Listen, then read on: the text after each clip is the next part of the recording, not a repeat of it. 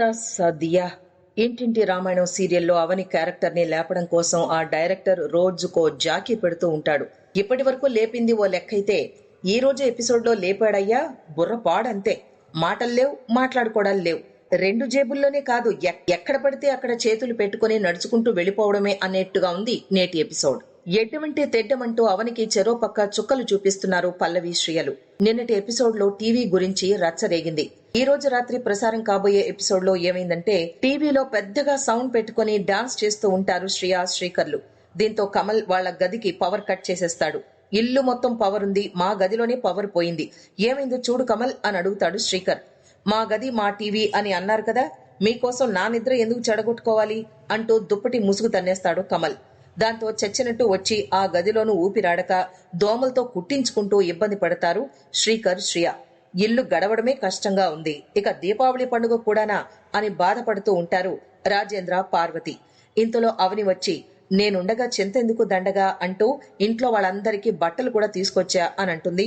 ఇంటి ఓనర్ కి అడ్వాన్స్ ఇవ్వకుండా ఇబ్బంది పడుతూ ఉంటే ఈ కొత్త బట్టలు ఎందుకమ్మా అని అంటుంది పార్వతి. ఆఫీసులో బోనస్ ఇచ్చారత్తయ్య, ఆ డబ్బుతో మీ అందరికీ బట్టలు కొన్నాను, ఇంటి ఓనర్ కి ఇవ్వాల్సిన డబ్బు కూడా ఇచ్చేశాను, పండుగకి కావాల్సినవన్నీ తెచ్చేశాను, లక్ష్మీ పూజకు కూడా ఏర్పాట్లు చేశాను, క్రాకర్స్ కూడా ఆర్డర్ పెట్టేశాను, ఇక అందరం హ్యాపీగా పండుగ చేసుకుందాం అని అంటుంది. దాంతో బామ్మ ఇంట్లో వాళ్ళందరినీ పిలిచి, అవని మన ఇంట్లో దీపావళి పండుగ చేస్తోందిరా, మనందరికీ కొత్త బట్టలు కూడా కొనేసింది అని అంటుంది.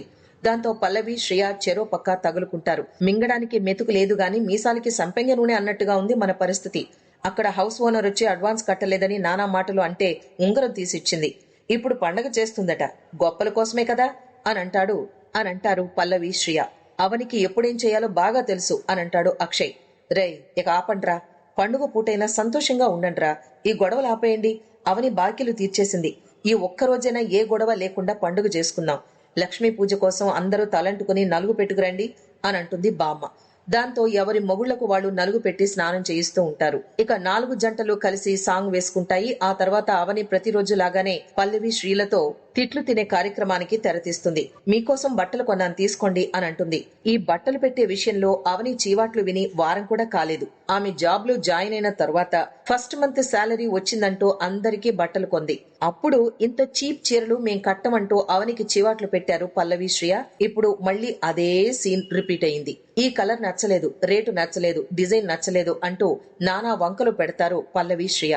సంతోషంగా ఇచ్చేవాటికి విలువ కట్టకూడదు అని అంటుంది పార్వతి. ఇక బామ్మ కల్పించుకుని, మీకు నచ్చకపోతే మీ దగ్గరున్న ఖరీదైన చీరలే కట్టుకోండి అని అంటుంది. దాంతో మూతి ముడుచుకుని వెళ్లిపోతారు పల్లవి, శ్రియ. అయినా అవనికి ఇదేం ఆనందమో కాని వాళ్ళని కెలికి మరీ చీవాట్లు పెట్టించుకుంటుంది. ఇప్పుడు బట్టలెందుకు కొనలేదని వాళ్ళు అడుగుతారా ఏంటి?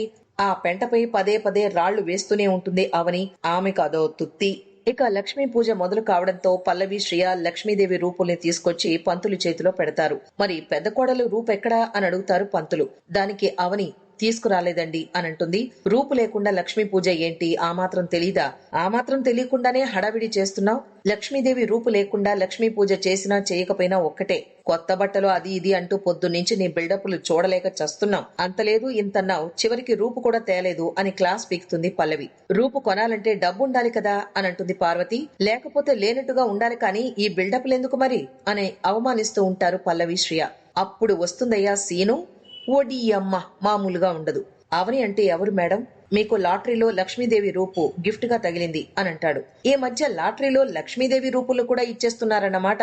డైరెక్టరు, నీకు దండవరా సామి. దీపావళి, లక్ష్మీదేవి రూపు, లాటరీ, గిఫ్ట్, వాహ్ వాహ్. డైరెక్టర్ బుర్రను తీసుకెళ్లి మ్యూజియం లో పెట్టాలనేట్టుగా ఉంటుంది ఆ సీన్. ఇక ఆ రూపుని తీసుకువెళ్లి, ఇదిగోండి పంతులు గారు, పెద్ద కోడలిగా నా నుంచి లక్ష్మీదేవి రూపు అని అంటుంది అవని.